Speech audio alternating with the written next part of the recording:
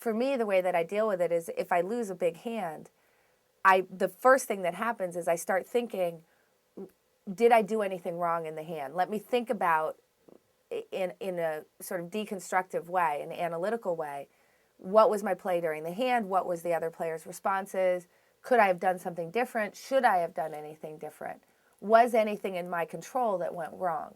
Now, that does two things. The first thing is that it kind of shuts down that sort of limbic system response and gets you into your frontal lobe, which is actually really important. So the frontal lobe is where we think, the limbic system is where we have our emotions.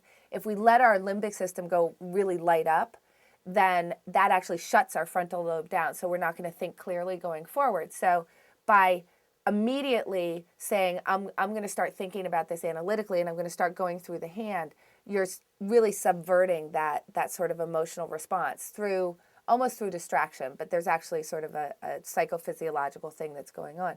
But the other thing it does is it really trains you to look at mistakes as opportunities, which I think is really important, to say there isn't a failure. Like, I didn't fail in a hand. I made a mistake, and that's an opportunity for me to learn and not make that mistake in the future and really become a better poker player because of something I might have done wrong.